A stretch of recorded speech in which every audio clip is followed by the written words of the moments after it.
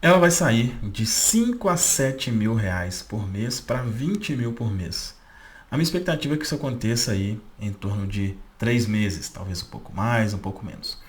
Eu vou nesse vídeo compartilhar com você o que aconteceu em uma sessão, né, na sessão de Strave, de uma pessoa que tem exatamente esse objetivo, tá?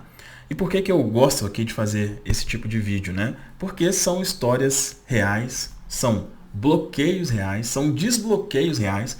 E a intenção aqui principal é você perceber, é você, de repente, identificar algo que também pode estar te bloqueando, tá? Eu sempre digo, o primeiro passo para você vencer algo, para você eliminar, para você mudar algo, é perceber onde está o problema.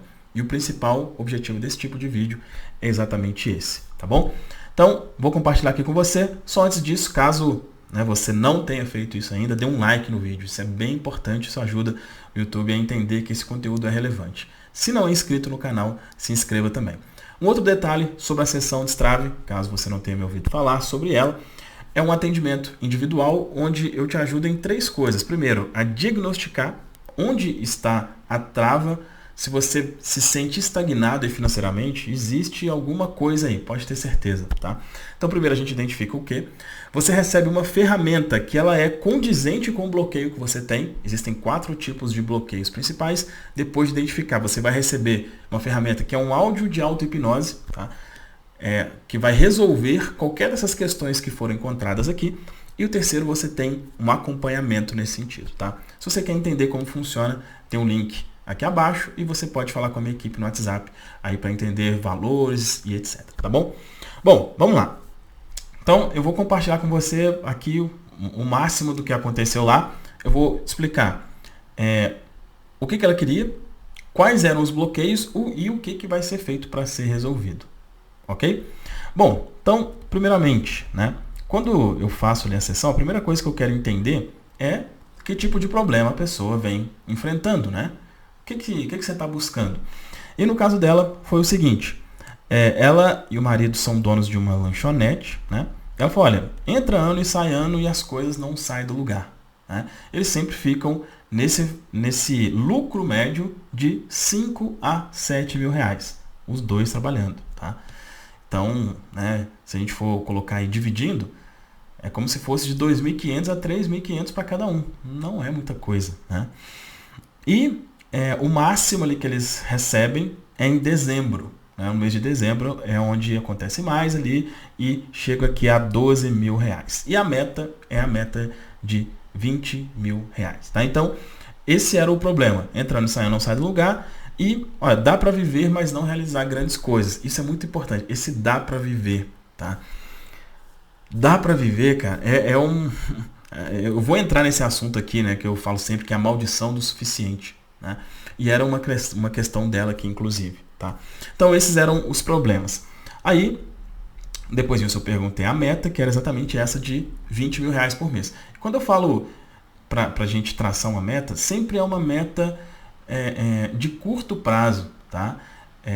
Não é uma coisa assim, olha, qual que é o seu maior sonho, tal. Não, tem que ser algo mais plausível, até para a gente trabalhar em cima daquilo que a pessoa já vê como algo possível, sem muita viagem. A partir do momento que ela alcança aquilo, aí sim vai aumentando aí os objetivos, né? Bom, depois disso, aí a gente vai para a parte do diagnóstico mesmo, para entender o que pode estar travando ela. E a primeira coisa que eu sempre analiso é relacionado à crença conflitante. Né? A crença conflitante ela sempre é a primeira a ser observada e quem está na luta ali pela sobrevivência, na maioria das vezes tem crença conflitante. Aqui eu já percebi até um padrão, tá? Normalmente quem está de 5 mil reais para baixo tem crença conflitante. O que é a crença conflitante? São aquelas crenças mais básicas, né? Dinheiro é sujo, quem é rico não vai para o céu, o dinheiro é a raiz do mal no mundo, se eu ganhar muito eu vou ter que pagar muito imposto, né? E etc. Tá? Muitas das vezes essas crenças são crenças religiosas, são crenças adquiridas por pessoas que frequentam os diferentes tipos de religião. Boa parte das vezes a origem é daí, tá? Como era o meu caso também. E aí fui perguntando o caso dela, né? O que acontecia, como que era isso, se isso fez parte da criação, e ela identificou que sim, né? Ela falou que desde criança sempre ouviu isso, né? Exatamente essas questões básicas. E aí, eu sempre gosto de dizer assim, olha, existe um teste que você pode fazer, né? Se você tem algum tipo de crença conflitante ou não, né? Que é se você tem um desejo limpo de enriquecer. Um desejo limpo de enriquecer. O que é esse desejo limpo? É se você consegue falar que quer enriquecer e não vir nada de ruim. Tá? Isso aí é um exemplo. Você pode fazer esse teste agora. Tá? Fala assim, olha, eu quero enriquecer. Eu quero ficar rico. Veja se é algo que sai naturalmente, que te traz sentimento bom, te traz alegria, ou se é uma coisa que ao falar já vem uma coisa estranha que você não sabe o que é. Essa coisa estranha que você não sabe o que é, que talvez possa surgir, é exatamente a crença conflitante. Tá? E enquanto houver esse conflito, o que é um conflito, né? É isso contra aquilo. Isso contra aquilo. No caso aqui é o consciente contra o subconsciente. A razão contra a emoção. Mas lembra, sempre a emoção é muito maior. Né? Então, no que diz respeito aqui ao dinheiro, cara, conscientemente não faz sentido não querer enriquecer, né? Pô, você quer poder comprar tudo que você quiser? Você quer colocar seus filhos na melhor escola? Você quer poder viajar para qualquer lugar do mundo? Você quer comer a melhor comida do mundo? Conscientemente, pô, é claro que sim. Mas no subconsciente existem ali, por exemplo, ó, cara, Deus não quer isso. Deus quer que você tenha só o suficiente. E eu não quero desagradar a Deus de jeito nenhum. É um tipo de crença conflitante. Existem vários, tá? Então, esse é um teste, tá, que você pode fazer para perceber se você tem esse tipo de bloqueio ou não. No caso dela, tinha. Então, crença conflitante. A segunda coisa que a gente analisa é relacionado a merecimento e permissão. Né? Que é o quê? É o teto.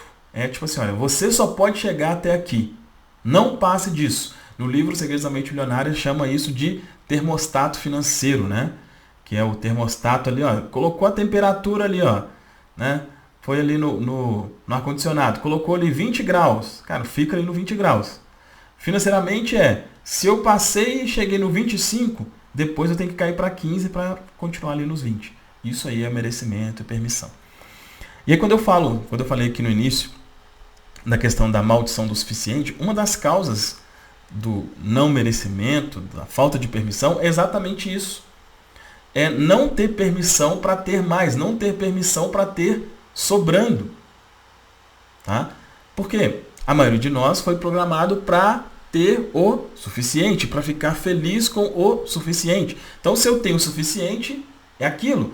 E se eu começo a guardar um dinheiro, se eu começo a fazer uma coisa assim, eu preciso de alguma forma me livrar daquilo, porque a minha permissão é só de ter o suficiente. Basicamente é assim que funciona. Tá? E aí, existem alguns sintomas para você perceber isso, né? E eu fui perguntando ela relacionado a esses sintomas. Um deles é quando você tem dificuldade de manter o dinheiro. Dificuldade de manter o dinheiro é um sintoma claríssimo de falta de permissão. Tá?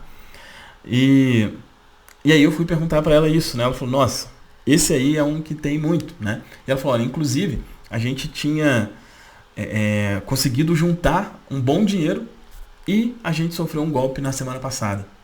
Né? Então, olha só, perdeu o dinheiro. Isso é, cara, perder dinheiro. Eu já contei várias histórias minhas aqui, contei para ela.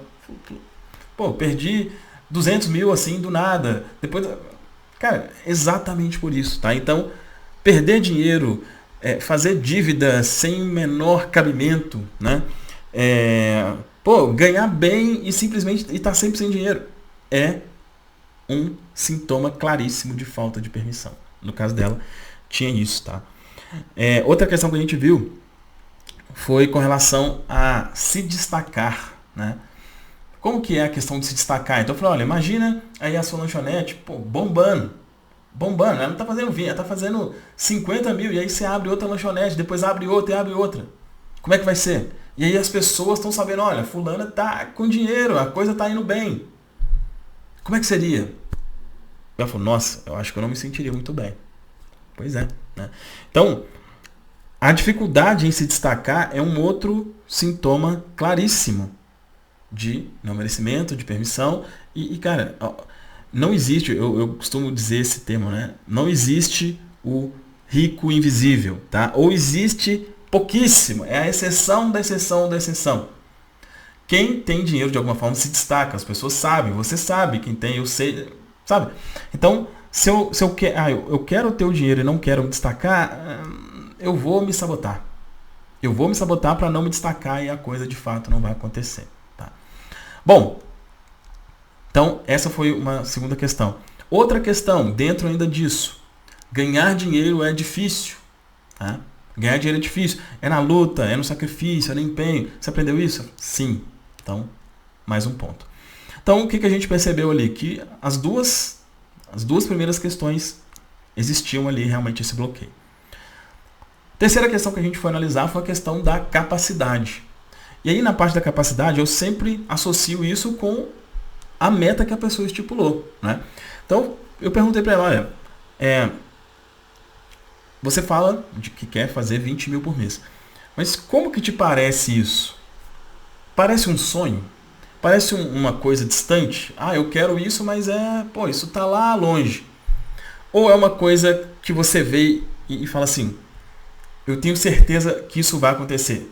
Para você perceber como que eu vou saber qual que é o meu nível de capacidade. Até para você fazer o teste aí agora. Pensa no objetivo que você tem e vê se você pensa assim, olha, eu tenho certeza absoluta que muito em breve eu vou alcançar isso.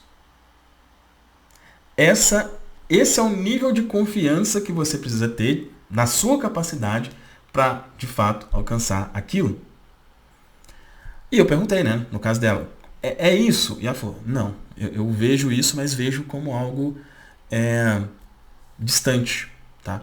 Até porque, olha só que interessante, tá? Como que as coisas... a crença, ela meio que ela é retroalimentada com a experiência de vida que a pessoa vem tendo. Porque, olha só, em meses normais, eles lucram de 5 a 7 mil reais. Tá? E no mês de dezembro, é em média 12. Beleza, mas eu falei com ela, tá, mas quando é 12, você precisa se matar de trabalhar? Ela falou, sim. Para fazer 12 tem que, dar vida ali.